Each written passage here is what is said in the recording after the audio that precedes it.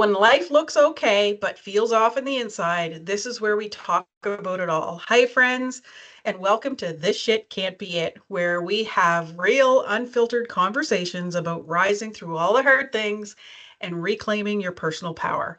Whether you're here to be seen, inspired, motivated, or you're just looking for tools for healing and growth, you're in the right place. I'm your host, Ann Oikel, and today we're diving in to from not being enough to regaining your control. And today's guest is a powerhouse when it comes to helping leaders and finding clarity, confidence, and control. But that strength didn't come from a textbook and it didn't happen overnight.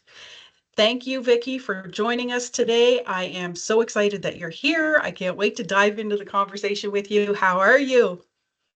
Hi, Ann. Thank you. And thank you for having me. I'm doing great. I am doing great for midsummer, having a great time. Awesome. So let's dive right in. Let's talk about the early days before you became a leader for business or anything else. When did you notice that you were struggling with things like fear, imposter syndrome, not being enough? When did you first recognize that these things were holding you back and keeping you stuck? Honestly, from when I was a teenager. It started with me early on, and I had those fears and just that thought process for quite a long time. I mean, it held me back. It was one of those things that prevented me from finishing my college degree because I didn't think I was going to be good enough. So I found excuses for why I couldn't finish. It was always holding me back, and I was using it as a scapegoat out of life. And so, that happened to me for a really long time, probably up until my kids were a couple years old. And, we made some moves with the family, and it put me in an atmosphere that was different than what I was used to. And I was around people who were empowering and kind and supportive, and found my first mentor. And that's when things started to really change. I'm glad you brought up the fact of a mentor because that can be huge. I often hear tell of different people in business talk about how a mentor really impacted and shifted their lives and how they may not even be where they're at now if it wasn't for a mentor. But Mhm. at the same time, I see a lot of people that had that experience, and though it was so impactful, they're not mentoring others. And it blows my mind because I'm like, if it was so impactful for you and you're such a high level, why wouldn't you take some people under your wing and be a mentor for them? And then I realized that no matter how high you get, you're still dealing with some of this stuff. So if you've not healed those wounds, whether it be from childhood, ancestral, or beyond, you still have that I'm not enough in there, or that you can't impact the way you've been impacted. So I'm glad you brought that up because that's huge. So when it came to the early days, so dealing with that childhood, how did it shift and change when you started realizing that something had to change? I always knew I just wasn't happy with, how do I want to say, not, I loved my life, loved my kids, loved my husband. But when it came to career, I didn't have a path. Right. And I saw all my friends who did have career paths, and, they were making big waves in their career. And I was just kind of idling. And it really wasn't until we moved down to the Harrisburg area for a couple years from my husband's work, that I went to work for a company, and it was an HR director there. He was a VP of HR who really took me under his wing and just started pouring into me because he saw something in me that I didn't see in myself. Right. And so between him and my manager, who also did the same thing, I started to realize that, hey, I can create something different for myself. And, it was a career path that took me in a completely different direction, because up to that point I had been in banking, right? And I had even been an assistant branch manager at a bank. That just didn't do it for me, right? That wasn't really where I wanted to go. So, having Ron in my life and Barbara in my life in the beginning was that pivotal moment. Wow, that's awesome. Yeah, that's huge. And one thing I know for myself that I've learned is that leadership, and that's something that you've mastered, it starts with us. Leadership, when I used to think about leadership, I would think about people like yourself that's leaders in the industry or managers or supervisors or somebody that has influence. I would think of people greater than myself when I heard the word leader. And then when I was doing some of my own personal growth and development, I realized the true leader is right here. We got to lead ourselves first before we can even consider leading anyone else. And that's when I started to put the pieces of the puzzle that were missing for me in my life. And being in the corporate world for 30 plus years, that's when I realized that management, if they're not leading themselves, that's why they're not having great success. Because we often hear tell people leave companies because of their managers.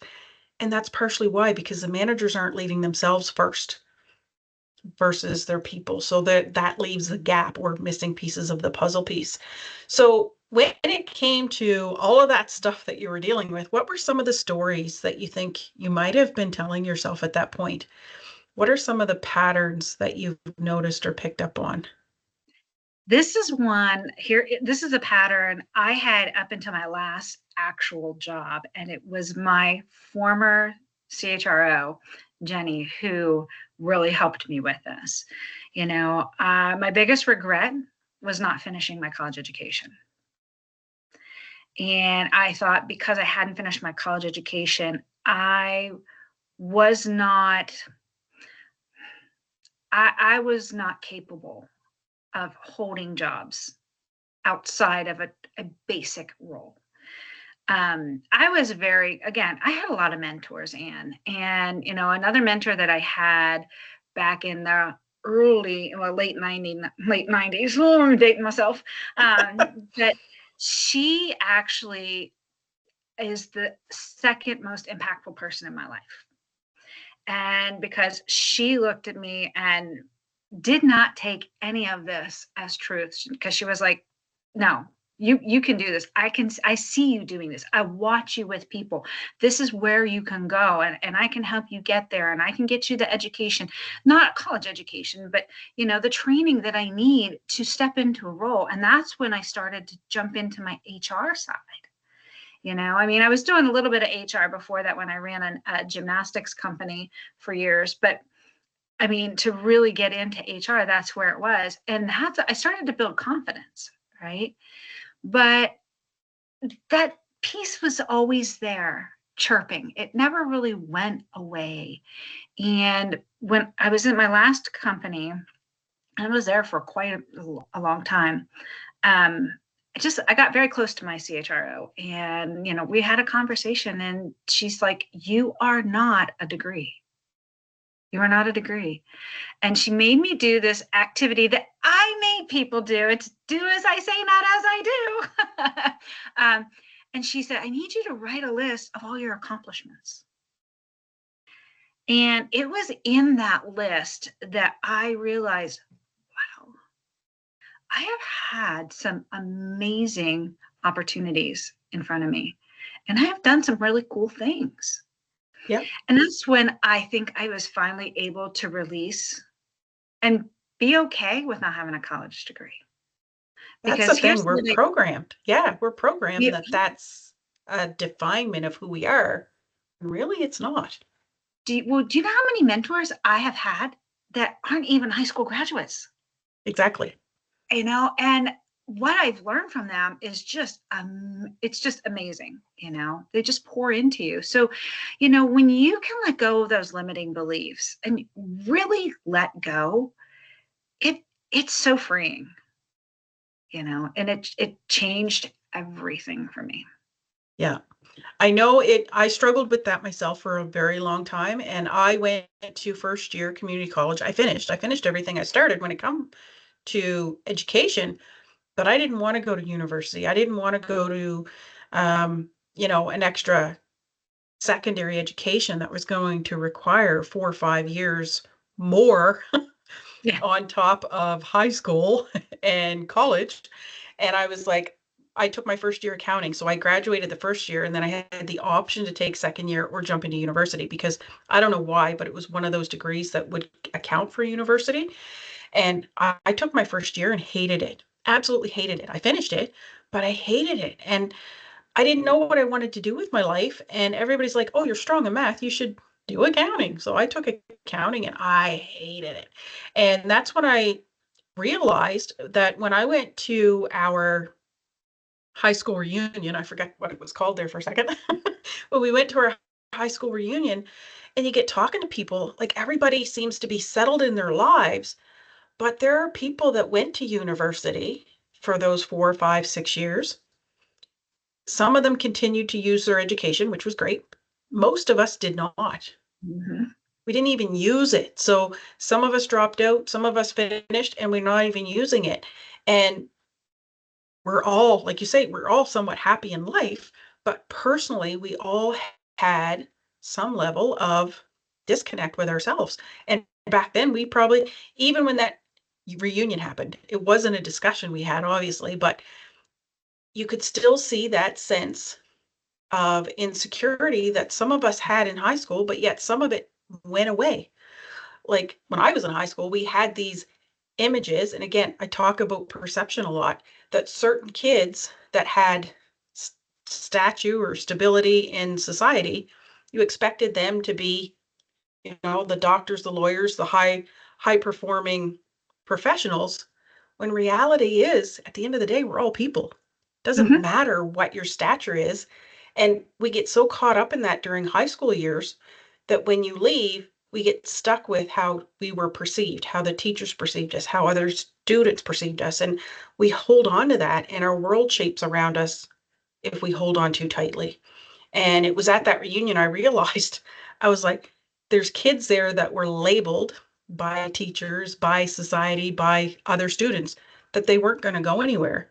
And they're the ones that went on to trade school and had a flourishing career, either in the trades, where others that were expected to have a high-end university degree were beautiful people, stay-at-home moms, but didn't have the career that people expected them, Yeah. perception, to have. And it's like, this is so messed up. Why did we get so caught up in this shit when we were younger is beyond me. Because at the end of the day, when you grow up and you get out of high school, everything shifts and changes. And like I say, it's those perceptions that we hang on to that can hinder us and damage our growth going forward. So back to you, did you have like a pivotal turning point, or was it slowly something that progressed over time that helped you navigate and break down those walls, those barriers? It was really progression over time, from my interaction with Christina. She was the CEO of an engineering firm that I was with, just the time being with her. And a fun fact, Anne, is little did we know that years later, we would reunite and start our own company That together. is awesome. So, that tells you just how much I grew from her. I have found that if one person can believe in you and one person sees opportunity in you and speaks that into you, it can change your life. And that's exactly what she did for me. And I actually ended up doing it for her. Even though she had a really great career as a CEO, she had the same mindset issues that I had. It didn't Yep. matter, and so we became that buffer for one another. And we also became that, oh, you aren't going there, which I really appreciated, right? So I think it really started with her. And then, from there, sadly, I lost her to Mm, cancer. And so our business was going really well, but I just didn't want to do that without her, right? I yeah. just didn't.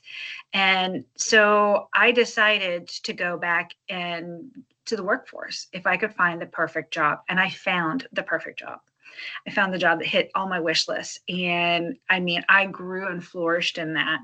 And I was the type of person that throw me into a problem and I can fix it for you.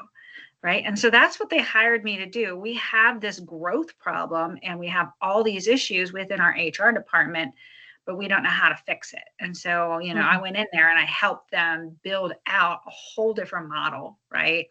And that really got me seen at the C-suite level because they're like, who is this girl? And, you know, like, where did she come from? Right. And it's just a simple little country girl, you know, who didn't have a college degree, who has busted her butt for the last 40, 50 years to really develop myself, you know. And so by doing that, that really helped because that back in 2014, I felt really led to get my Maxwell leadership certification because I feel very strongly about developing people into leaders, into good leaders that people want to follow. And I do feel that our high school kids need that in school. They need to be taught how to lead themselves in high school. And the more generations we get out, the further away we get from being good leaders of ourselves, you know. Yeah. Yeah, I So totally agree with that. Yeah. Yeah, that's huge. And I'm glad you touched on like the kids, like our generation, because I noticed my daughter, she just graduated high school this year, and leadership was one of the optional programs that she could pick from. And one year she picked it because she had no other choice. She had to have an option. And she didn't think she would like it, but because she struggles, she has special needs, she's considered neurodivergent, and she part of that neurodivergence is select mutism. So she struggles to speak and advocate for herself. So she was scared going into this leadership program, thinking that they were going to push her to have to talk to people and do things she didn't want to do. But when they explained what the leadership was, I was actually quite impressed myself because it wasn't about like our leadership that we would have had in school. It would have been about pushing us to do stuff we didn't like or pushing us to do stuff we didn't think we wanted to do. But her leadership, what she experienced that year was actually quite beautiful because they were meeting each of the kids where they're at, not saying that, today we're going to speak on stage and you got to figure it out. It wasn't that, where that's what we would have had in our school at that time.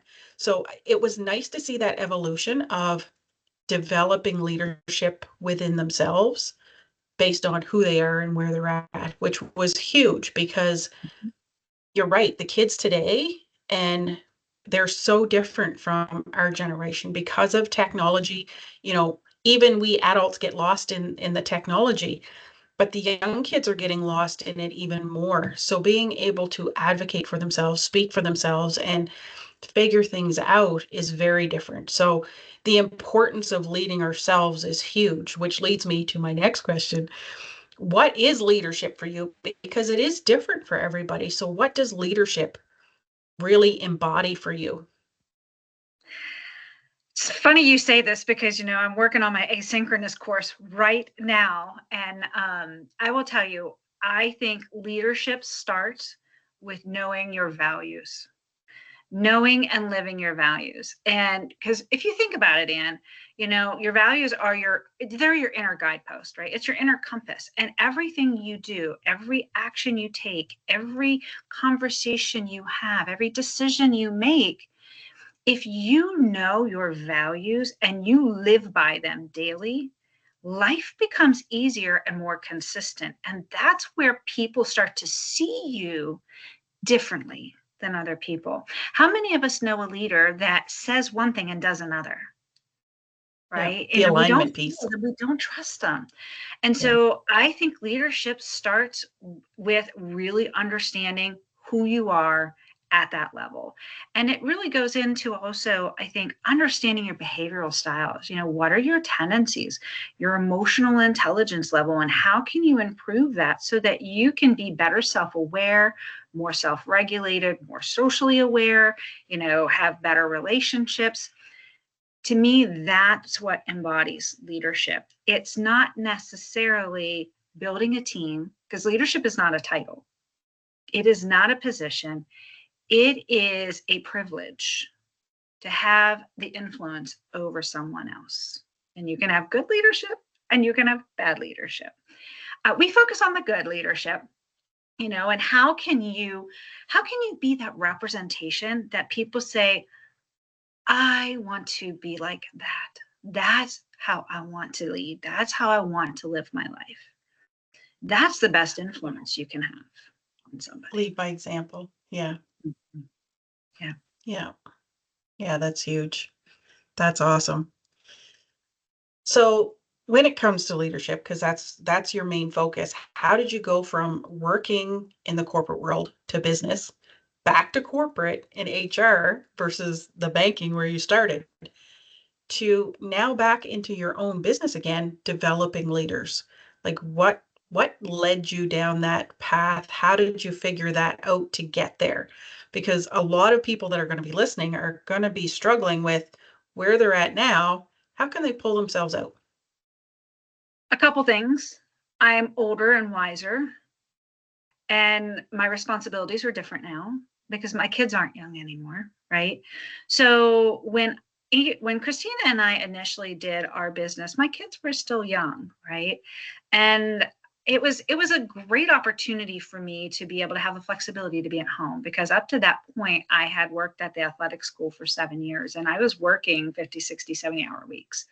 I mean, it was not a 9 to 5 job. And we grew a great business, but I knew it wasn't what I wanted to do. And so when Christina and I started talking about the business, I got excited, right? And so we did that for several years until she got sick. And then I did it for probably 6 months after that, and then I just couldn't do it. I just couldn't do it. And there were so many connections for Christina and I. She was like my sister to somebody else because we had the same birthdays. It was a national holiday Wow. for our company. We took our employees golfing that day. I mean, we had so many connections. But when I went back and I went into healthcare, which was a complete 180 for me, I'd never done anything like that before. I went into it because of the culture of the organization and the mission of the organization.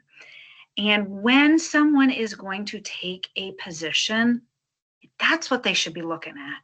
What is the mission, vision, and values of the organization, and how can I see myself in it? And that's where I just flourished. They really let me trial and error and sometimes holding my breath saying, boy, I hope this works. But having overall a lot of success in there and just building relationships. And that was one of the things my boss had told me. She said, when it comes to building relationships, like she goes, you earned instant trust with a lot of the people in our organization. And she goes, and that's not easy to do because I was considered an outsider because a lot of these people were homegrown within this organization. And she said, so I don't know how you did it. And I said, I just served them. It's as simple as that. I just served them. I got to know them, who they are, what they love to do, what do they value? And I connected to those values. And that's how I built those relationships. And I still have them today, even though I'm not at that organization anymore. I mean, I still get the texts and the phone calls. I just got one yesterday from somebody that says, hey, it's been a long time. How are you? I've been thinking of you. And I love that. I just love that people still feel comfortable reaching out to me. So Yeah. Yeah, that's huge. And that says a lot about your character. Like being able to lead yourself is what made that happen. Because yes. without it, people wouldn't be staying connected. Well, It's and you have to take risks, Anne. You will never get where you want in life if you try to stay safe. And risks it's scary, right? Because it's just, you don't know. We tend to think the worst is going to happen, and that's what we focus on. So we're pleasantly surprised when it doesn't. But imagine what it would be like if we focused on if it went right. And right. how much more energy we would have, right? Absolutely. I just have to share this because I went through a big project in that organization with our chief compliance officer, and we did standard operating procedures for the entire corporate office. And it took us about 2 years to get done because we were fast growing. And I mean, fast growing, putting up 25 clinics a year, which is pretty big. And we were already in 8 states. And yeah, it was kind of crazy. And I remember our CIO came to us and said, "Hey, we're implementing this new software and it's going to roll out in September." And we were like, holy crap. Like, it's May. So we had to, okay, where does this start? And we started building it out. And when September came around, I ain't gonna lie, I held my breath a little bit. And I was like, well, it's either going to be really good or it's going to flop. Only 2 choices. And it went 90% as well as we could have expected. There's still some work. But here's the other part of that. And it's in, again, building those relationships and trust, but communication, which is another huge thing in leadership, is making sure the right people have the information they need to do their job and execute it without you having to watch over them. Mm-hmm. Yeah. That was a day, I think Amy and I high-fived each other a couple times. We were pretty excited about it. But every time I'd have an experience like that, because that was a huge, uncomfortable time, because there was a lot of pressure on her and I, because of all the mistakes happening in the office. And so, I was scared, but I did it anyways. I just focused on what the objectives were, right? Yeah. Stuck to my values, and I just executed on action. That's beautiful. And I love that, because that's one thing that I touch on too in my coaching, is that what is the cost of you doing nothing? People often fear failure, but if you do nothing, that is failure. Yes. And we lose sight of that. So what is the cost? What's going to be, the repercussions of you staying where you are and not evolving, versus where if you evolve, yes, it may flop to a certain degree, but you've grown, you've learned, you've taken, you've had an experience you never would have had otherwise. So how can you take it and learn from it and keep growing and evolving? Because there's only this way. Yes, life's going to hit you, knock you down, and you can't always control all of that, but you can control how you're thinking and feeling, and how you then act around what's happening around you. So the failure part, the fear of failure really isn't fear of failure. It becomes a fear of success, because you've got nothing but to gain. Yes, you can lose 100%, but there's only more gain on the other side of that. You look at all the successful business owners, they'll tell you they failed multiple times, but all we see in society is their successes. And what we see as their successes, they don't necessarily see it as successes, because that's, again, it's different for everybody. So Vicki, you are in leadership. Your company is Excel Leadership. Who do you work with? Is it just companies, or do you work with companies and individuals? I work with companies and individuals, small companies. I like to do small businesses. And because of what Excel Leadership does, I think it just goes nicely for small businesses. A lot of consultants work with the big companies, right? And sometimes we just don't realize the power we have to help small businesses really get out of chaos, get the clarity they need so that they can grow. I have an organization right now. He's a physical therapy company, and he's like, I want to expand into more locations. And so with that vision, I was able to go in with him and really kind of help him. What does that look like? And then let's capture your standard operating procedures, because that's where the consistency lies if you're going to grow. And it also becomes a great training tool for new hires, or if someone just leaves the organization and they have an essential function no one else does, you now have the process captured. You're not skipping, you're not missing a beat, right? You can still continue on. Plus, the business valuation, if you ever go to sell your business, is huge. Think about this for a minute, Ann. Let's say you wanted to buy a salon, beauty salon. Okay. You wanted to buy a beauty salon. You had no idea, but you just wanted to buy one. So if you bought one and there were no systems and everybody left, what would happen? You'd have no business. You would have spent a lot of money for nothing. That would be an epic fail. Yes. But if they had standard operating procedures on the essential functions of the position and you had people leave, what would happen? Absolutely nothing.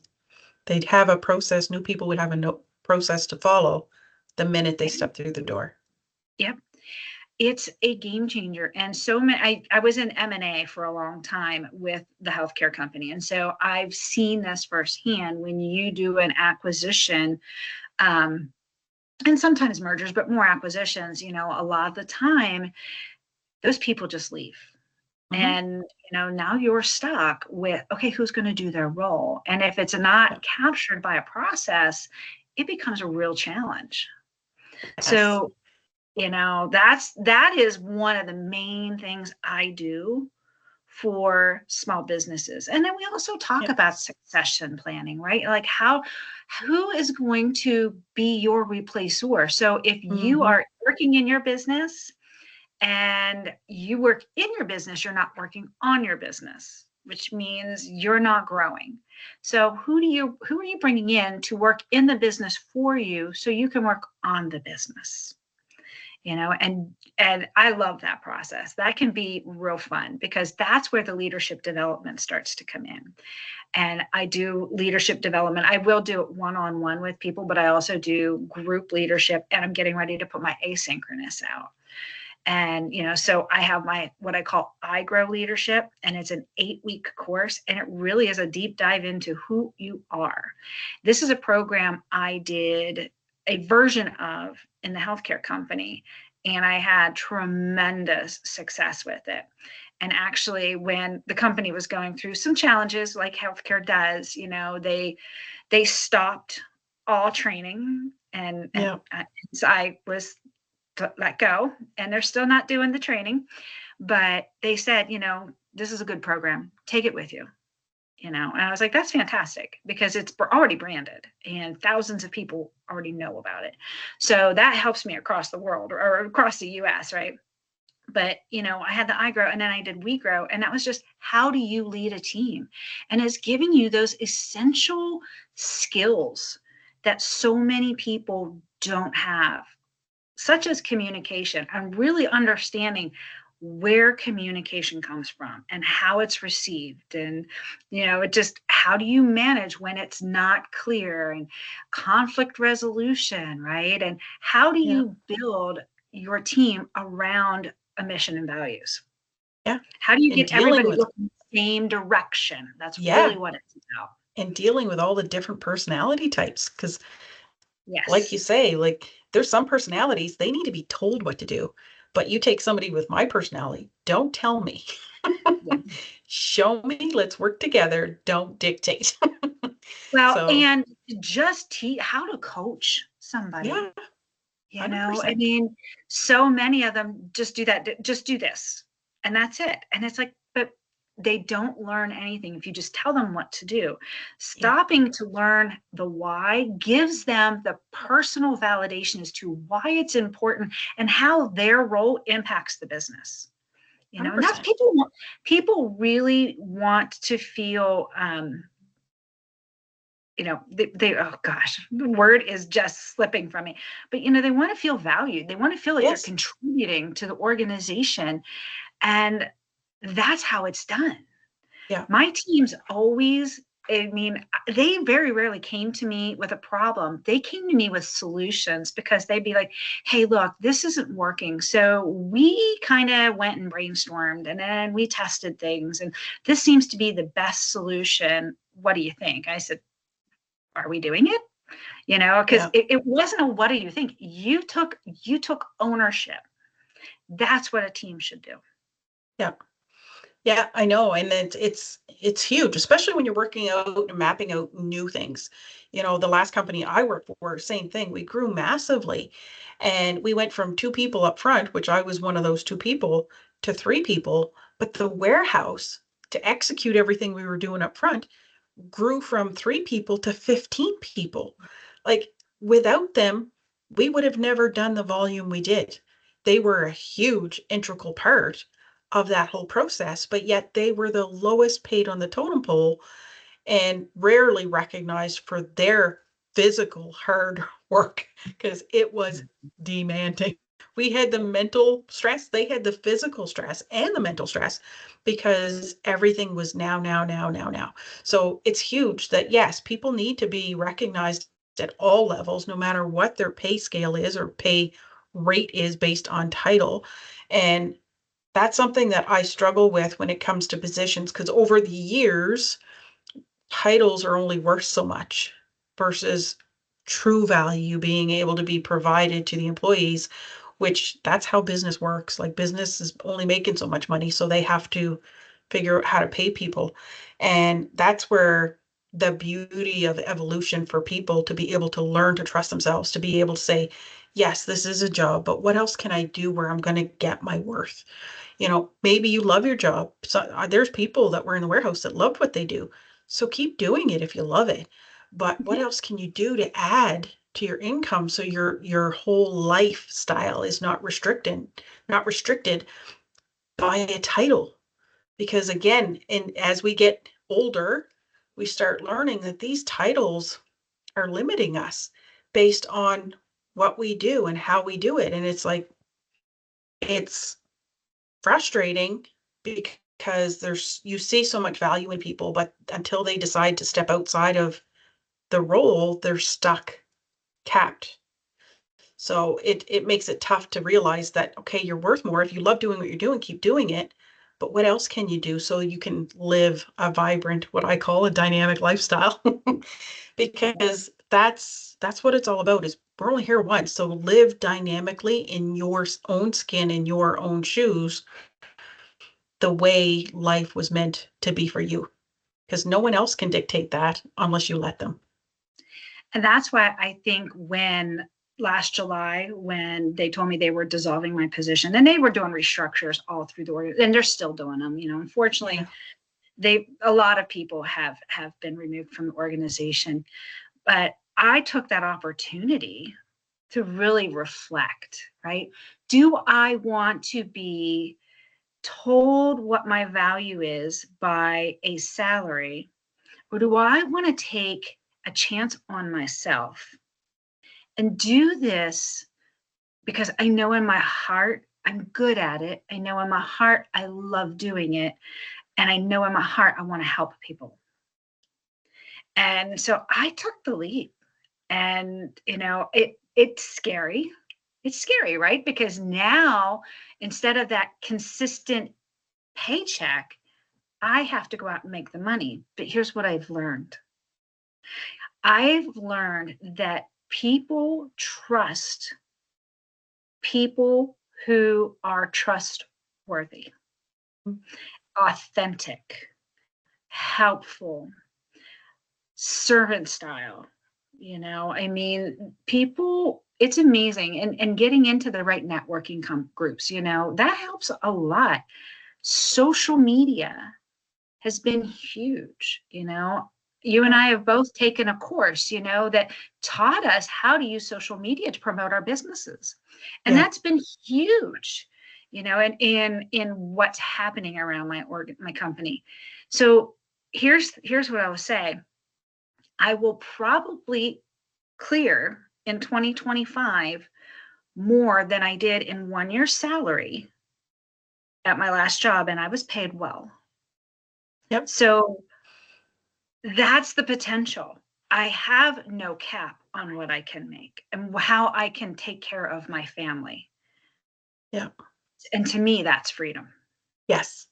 And that's one thing I love that you made me remember is that that's one thing that you and I discovered because you and I and Michelle got aligned within that program. And it's funny because we've all are doing our own thing, but the amount of support and accountability we have with each other has been huge and hugely influential on our own growth. And anything that we've done to grow ourselves, we shared with each other so we can learn and evolve together. And that's one thing that I've learned is that the only cap, when we get to that level, the only cap we experience is the ones we put on ourselves. And that, yes, when you start to evolve and open up, other things open up for you. Yeah. Otherwise, if you don't do anything, like we said earlier, if you stay stuck and decide not to do anything because you're fear of falling, you're never going to know because nothing will open up because you've not taken the steps to open up those opportunities to you. I had to learn to embrace the unknown, which I was an absolute utter OCD control freak. So to be able to learn to relax my nervous system, which was huge for my evolution, to relax my nervous system and not expect everything yesterday and relax into the unknown, I started to learn to get excited about the unknown. And as much as some bad behaviors tend to cycle back through, I can catch them quicker, stop them, and start refocusing what I've learned, what I've been able to accomplish, the evolution piece, and start applying those has been huge for shifting, especially the last year and a half. So it's been huge. So for closing notes, for those listeners that are out there that are feeling stuck, feeling like they're in the fear, feeling like they're dealing with that imposter syndrome, what's one piece of advice that you could give that would help them have that mental shift, like break that mental block? Find yourself a mindset accountability partner. You know, I you talked about our accountability group, I mean, that's what we are for each other, because you go, things ebb and flow, right? And so if you're having a rough day, just being able to reach out and being able to have that conversation and have somebody reset for you is huge, because if you don't do that, you're going to keep going down, down, down, down, down, down, down until you're so far into the weeds that you can't see where you're going anymore. I Right. think accountability partners are super important. I think continuing to grow your leadership skills is incredibly important. Do you have to do it with a formal program? No. You can do it by good podcasts. You can do it by finding a mentor. You can do it by just going online to like Udemy and different places like that do low cost or free courses. There's so many ways you can do it. The key is you just have to go do it. And you have to be Yes. consistent with it. It's not okay, I took this course. Now what? I was in the John Maxwell mentorship program for 10 years. 10 years. And it was a very expensive cost, but it was so worth it because I was mentored by some of the top leaders in the world. Yeah, And, that goes a long way. Now, do you remember all of it it? does. No, No. but there are pieces that just hit you and it changes you. Yeah. Yeah. And that's like myself. Like I started off in a very small group that cost me like, I don't know, 30, $40 a month. I can't even remember. But that's where my whole journey had really started. And it started multiple times, but in this phase of my life, that's where it started.